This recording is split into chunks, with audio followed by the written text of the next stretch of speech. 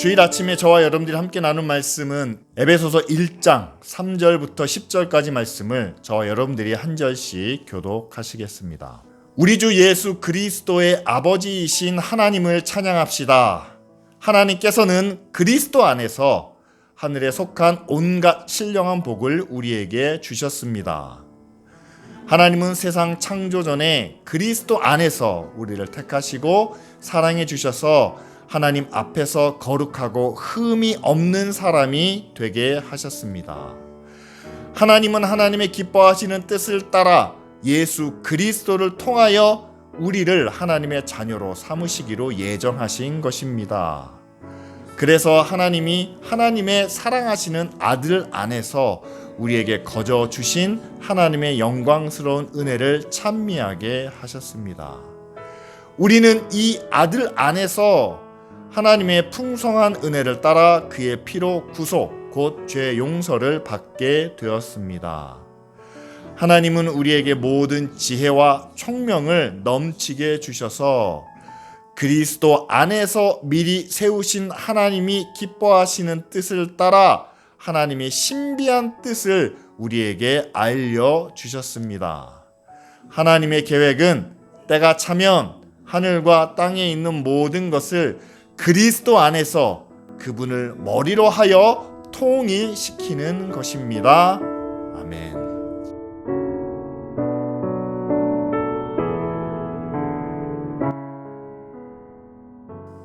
이번 주부터 저희가 에베소서 말씀을 우리가 함께 나누려고 합니다. 에베소서는 교회에 대한 말씀이 많이 기록되어 있는데요. 1장 3절부터 10절까지 함께 읽으면서 그 안에서 반복되는 구절이 있다는 것을 여러분 아실 겁니다. 그리스도 안에서, 사랑하는 그 아들 안에서. 그런데 이와 같이 매 절마다 반복되어 있다는 것은 그만큼 교회가, 믿는 사람들이 예수 그리스도 안에 있어야 한다라는 사실과 그리스도 안에서 신령한 복을 주셨습니다. 그리스도 안에서 우리를 거룩하고 흠이 없는 사람이 되게 하셨습니다. 그리스도 안에서 우리를 하나님의 자녀로 삼으셨고 그리스도 안에서 우리의 모든 죄를 용서해 주셨습니다. 그렇다면 여러분 반대로 생각해 보세요. 만약에 우리가 그리스도 안에 있지 않다면 제자들이 예수님으로부터 멀리 떨어져 있다면 믿는 우리가 믿는 대상이 누굽니까? 예수 그리스도를 믿는데 그 예수님을 믿는 게 아니라 우리가 세상을 더 믿고 있다면 돈과 힘을 아니면 세상에서 내가 가진 지혜와 능력을 더 의지하고 있다면 그리스도 밖에 있다면 여러분 신령한 복도 우리 것이 아니고요. 우리는 거룩하고 흠없는 사람이 될 수도 없습니다. 하나님의 자녀도 아닙니다. 하나님께서 우리의 죄도 용서해 주시지 않을 겁니다. 여러분 그리스도 밖에 있다면 우리는 여전히 세상에 속한 진노의 자녀가 될 수밖에 없다는 사실이죠. 따라서 여러분 그리스도 안에 있다는 것이 우리에게는 너무나 당연한 말씀처럼 들리지만 여러분 그리스도 안에 있기 때문에 우리에게 주시는 하나님의 은혜와 약속의 말씀이 분명하고 확실하다는 것을 우리가 오늘 본문을 통해서 함께 나누기 원합니다.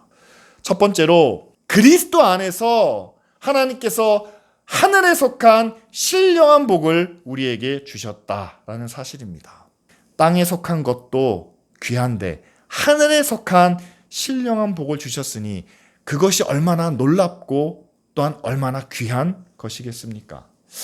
이게 뭘까? 여러 가지 생각을 할 수도 있어요.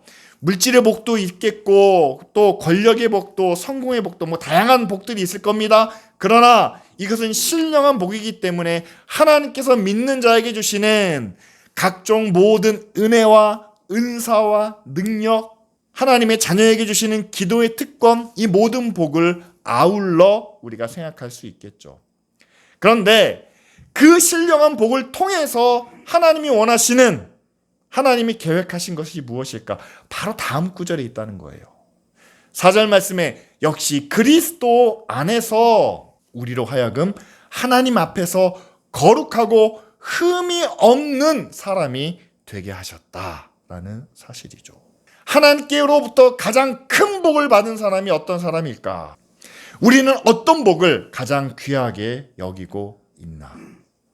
여러분, 복이라 그러면 우리는 우리 사회에서 지금까지 전통적으로 여겨왔던 오복을 생각하실지도 몰라요.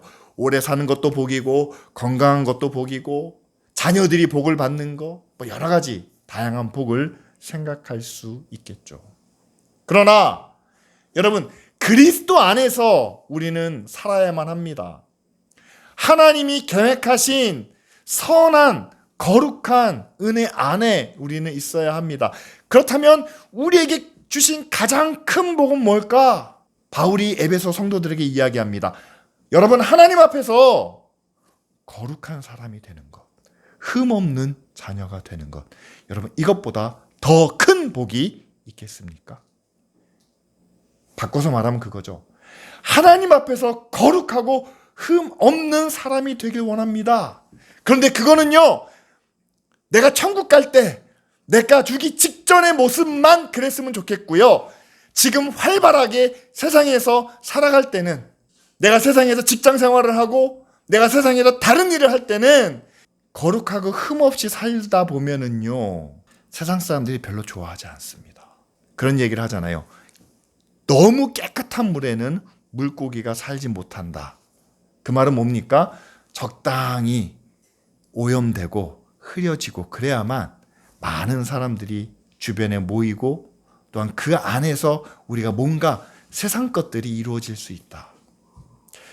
세상에서 성공하기 위해서, 뭔가 큰 일을 하기 위해서는 세상에서 이루어지는 일들을 불의하고 잘못되고 악하고 이기적일지라도 그것을 눈감아 줄 수 있는 그런 마음을, 그런 기준을 가져야 세상에서 성공할 수 있다. 이것이 지금 우리가 사는 사회에서 보편적으로 이야기되고 있습니다.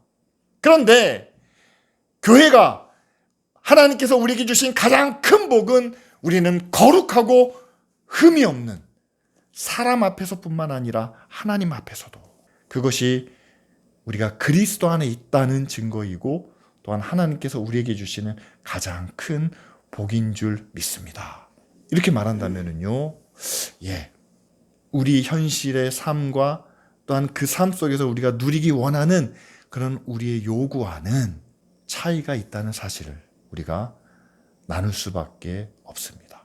사랑하는 성도 여러분, 교회가 여러분들에게 강조해야 되는, 교회가 여러분들과 함께 나눠야 되는 하나님의 축복은 땅에 속한 것이 아니라 하늘에 속한 것임을 다시 한번 말씀드립니다.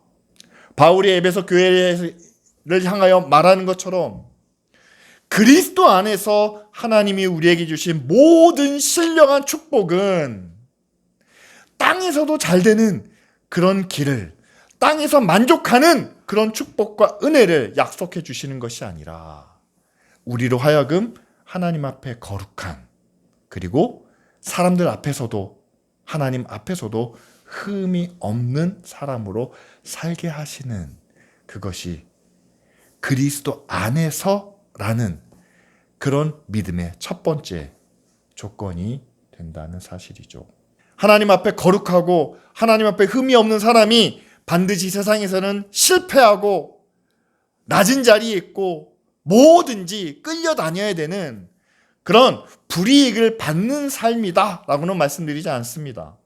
그러나 다만 지금 우리가 살고 있는 세상에서 모든 것이 성공과 자기 만족과 자기 이익만을 추구하는 그런 세상에서 그것을 좇을 것인가, 아니면 우리가 하나님 앞에서 거룩한 믿음을 지킬 것인가 라는 선택의 자리에서는 우리가 그리스도 안에 있다면 우리는 반드시 하나님 앞에 거룩하고 하나님 앞에 흠이 없는 그런 길을 선택해야 된다라고 말씀드립니다. 왜냐하면 그것이 우리에게 주시는 더 큰 복이고 또한 하나님이 기뻐하시는 일이기 때문이죠.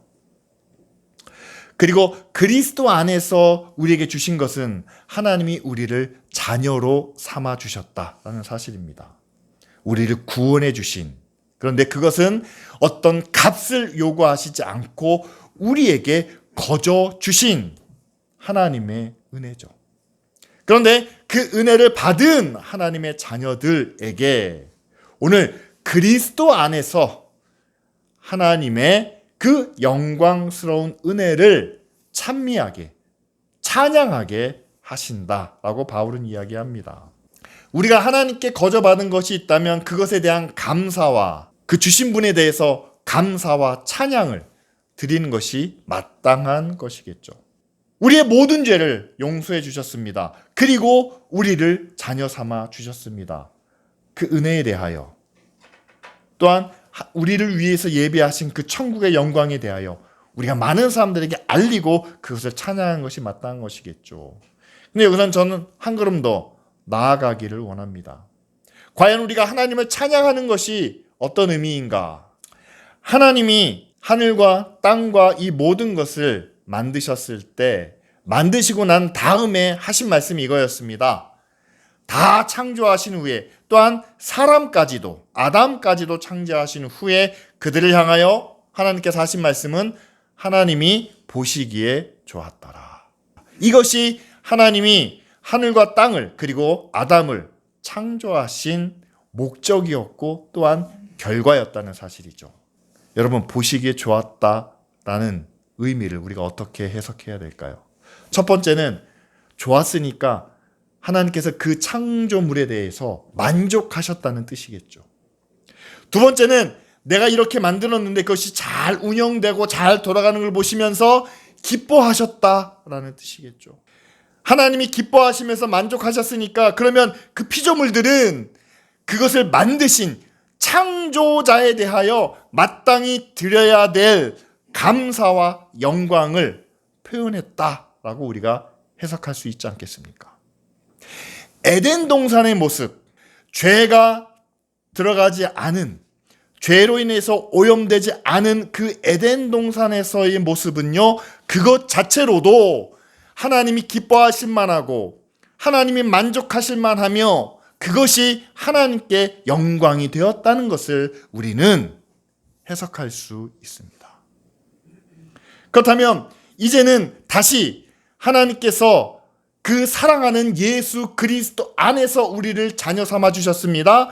자녀 삼아 주신 우리를 통해서 하나님은 다시 창세기에 나타나는 그 보시기에 좋았더라 라는 그 만족을, 그 기쁨을, 또한 그것을 통해서 하나님의 영광을 우리의 찬양을 통해서 받기 원하신다라는 사실이죠.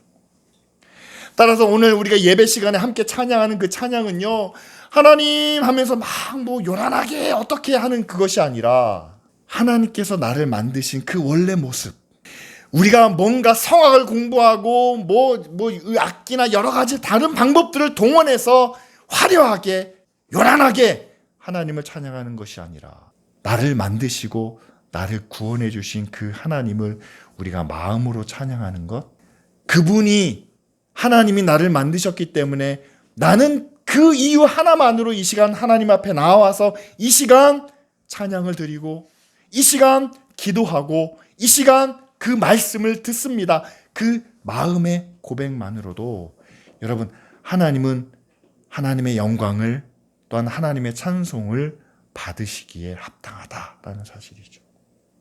저는 우리의 구원을 그렇게 이해합니다. 구원받았기 때문에 하나님이 주시는 그 신령한 은혜를 받아서 예언도 하고 뭐 축복도 하고 전도도 하고 교회도 세우고 뭐 여기서 대단한 뭔가를 역사를 이루는 결과가 하나님의 구원의 열매인가? 여러분, 과거는 그렇게 생각해 왔어요. 유럽에 가시면 오랜 기독교 역사가 있습니다. 1500년이 넘는 교회의 역사가 있습니다. 그 교회의 역사 가운데 그들이 세워왔던 것은 무언가 한번 생각해 보세요. 큰 교회 건물을 지었습니다. 그 안에 예수님의 그림, 제자들의 조각, 성자들, 여러 가지 많은 장식들을 화려하게 꾸며 놓았습니다. 또한 그들이 만들어 놓은 예배의 음악을 생각해 보십시오. 웅장하고 화려하고 아름다운 음악들로 하나님을 찬양하고 하나님께 영광을 돌리겠다라는 그런 자신들의 의도를, 자신들의 주장을 강력하게 지켜왔습니다.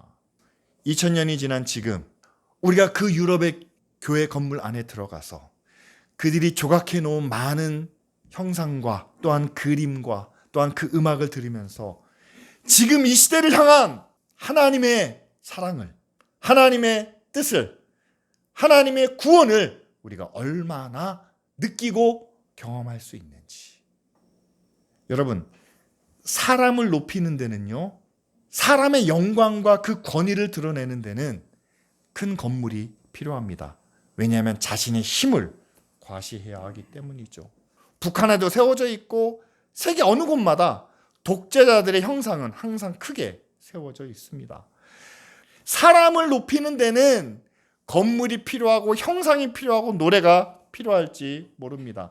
그러나 사람이 아닌 하나님을 높이는 데는 건물도 필요 없고 형상도 필요 없고 화려한 노래도 필요 없을 수 있다는 사실이죠. 우리가 하나님께 영광을 돌리는 무엇이 필요합니까? 내가 하나님을 하나님으로 인정하는 우리 모두의 마음이 필요한 것 아니겠습니까? 여러분, 하나님 앞에 나아갈 때 저와 여러분들의 마음이 하나님 앞에 온전히 드려지기를 원합니다. 하나님께 가장 큰 영광은 무엇이겠습니까? 하나님께서 가장 기뻐하시는 믿음의 일, 교회의 사역이 있다면 무엇이겠습니까? 저는 믿습니다. 예수님께서 우리에게 보여주신 것은 스스로도 이렇게 말씀하셨어요. 나는 보내신 이의 뜻을 행하며 그분의 말씀만을 전한다. 그러면 교회가 할 수 있는 가장 큰 영광, 가장 큰 찬양은 예수님께서 우리에게 보여주신 그 모든 것들을 우리가 믿는 그대로 행하는 그 모습이 아닐까요? 주님은 세상의 가장 높은 자리에 계셔야 하는 분이지만 가장 낮은 자리로 찾아오셨습니다. 모든 사람들에게 칭찬과 영광을 받으셔야만 하지만 그러나 칭찬 대신 모욕과 비판을 받으시면서도 세상에 가장 소외받는 죄인과 병자들과 가난한 사람들을 찾아가 그들과 함께 그들을 섬기며 또한 그들과 함께 은혜를 나누는 그 모든 일들을 자발적으로 의지적으로 기쁨으로 감당하셨다라는 사실이죠.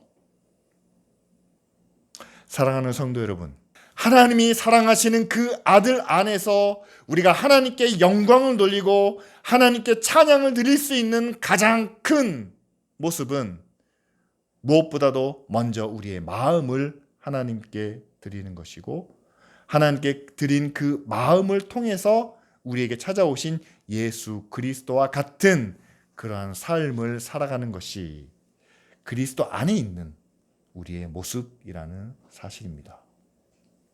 세 번째로 어떻게 보면 오늘 말씀의 결론과도 같은 내용입니다.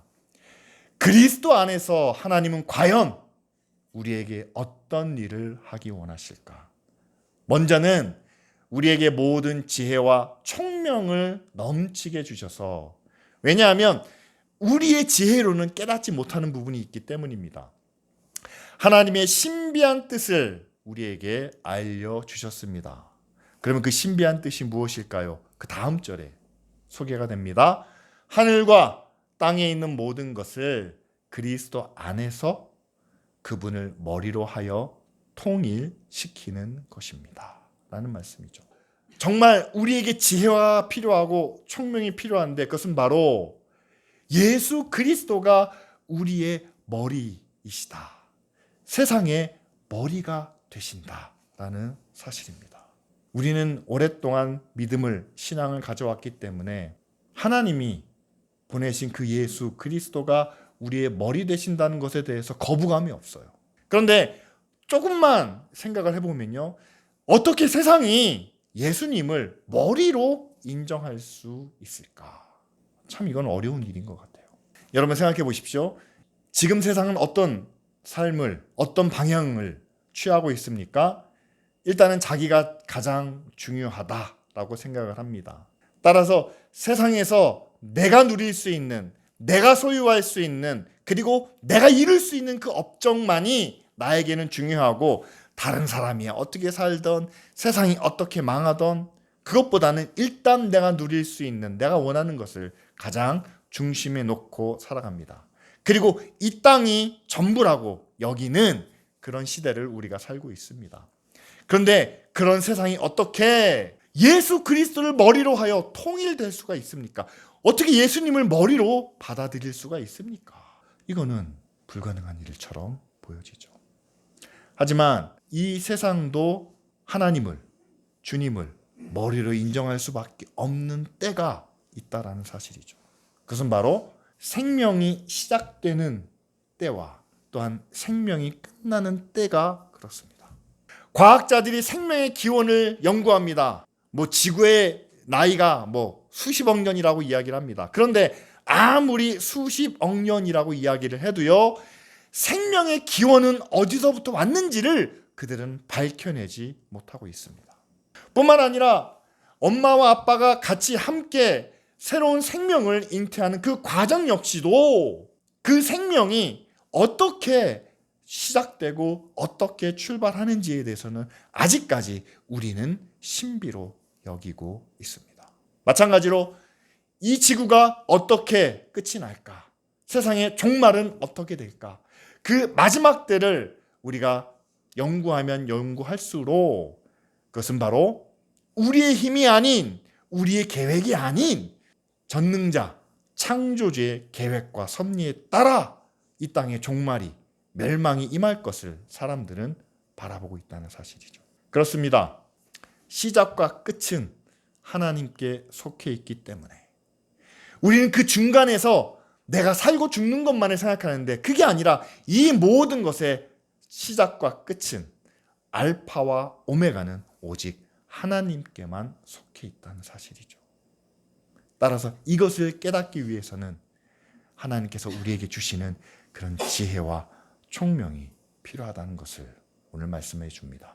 우리가 하나님을 알고 하나님을 깨닫는 것만으로는 끝이 아니라 하늘과 땅에 있는 모든 것을 그분을 머리로 하여 통일시키는 하나님의 계획이 있다는 사실이죠. 하늘과 땅에 있는 모든 것은 인간을 포함한 모든 생명, 땅, 지구, 우주까지도 포함이 됩니다. 그러면 어떻게 우리가 통일될 수가 있겠습니까? 인간은 지금 남북한으로 나뉘어진 이 한 민족도 통일시키기가 어려운데, 팔레스타인에서도 전쟁이 벌어지고 있습니다. 우크라이나에서도 전쟁이 벌어지고 있습니다. 그들도 화합하면서 평화적인 통일을 이루지 못하는데 어떻게 모든 세상이 통일될 수 있겠습니까? 그런데 하나님께서는 하늘과 땅에 있는 모든 것을 통일시키는 그런 계획을 갖고 계신다라고 말씀합니다.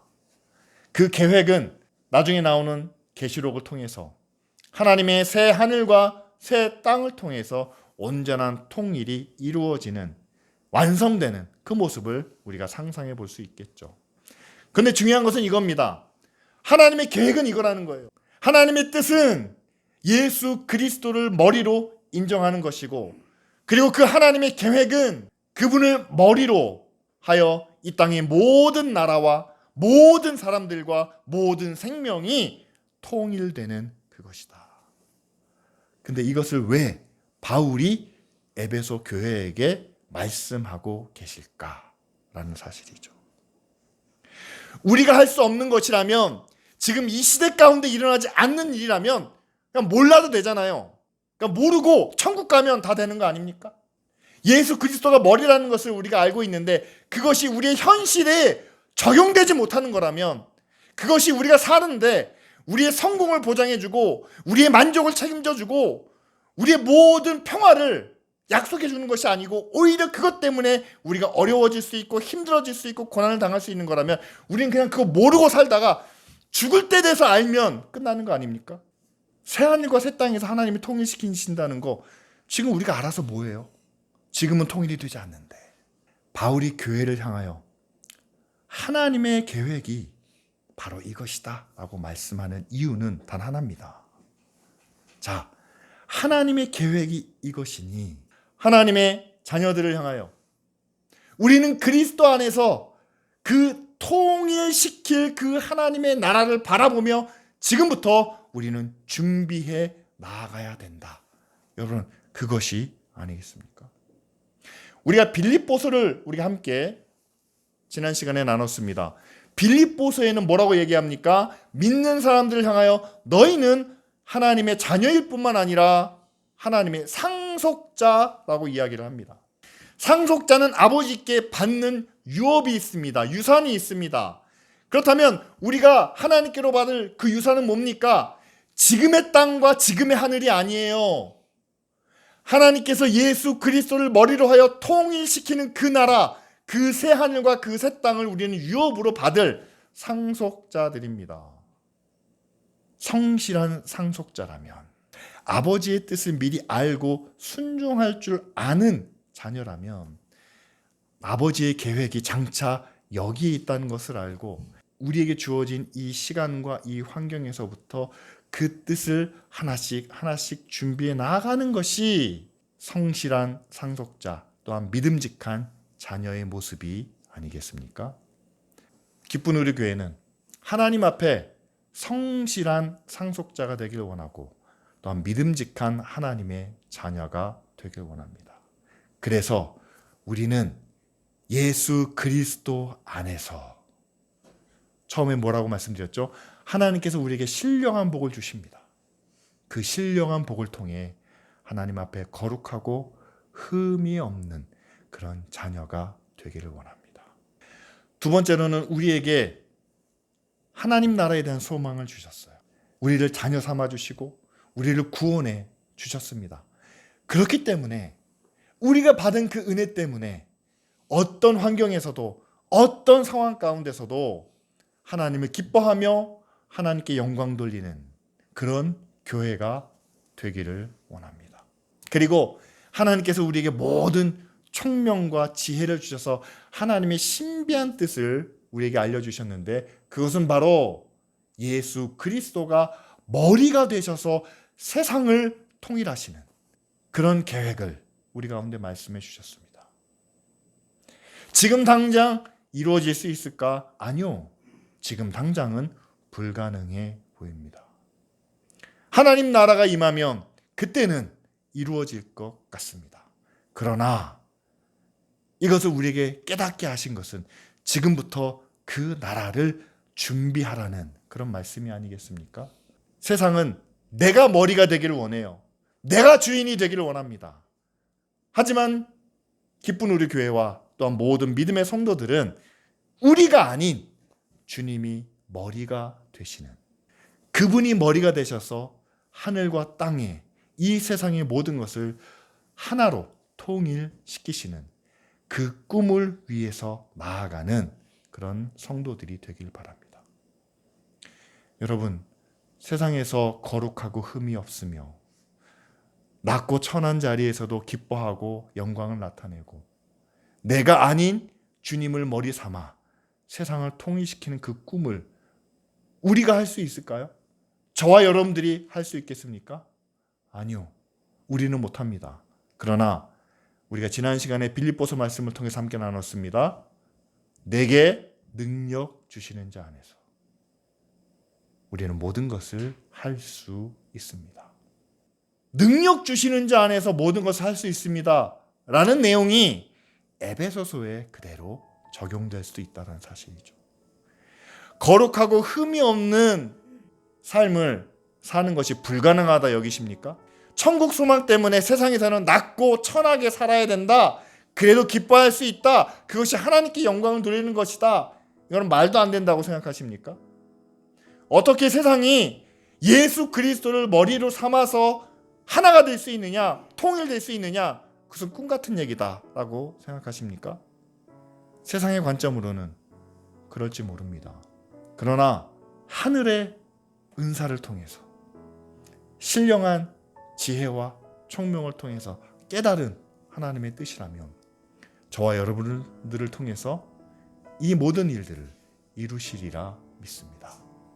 이 시간 우리가 함께 기도할 때 정말 우리의 생각이 아닌 우리의 뜻이 아닌 하나님의 뜻과 하나님의 계획과 하나님의 능력으로 우리에게 맡겨주신 사명을 힘있게 감당하는 믿음의 자녀가 될 수 있도록 우리 이 시간 다 같이 함께 기도드리겠습니다.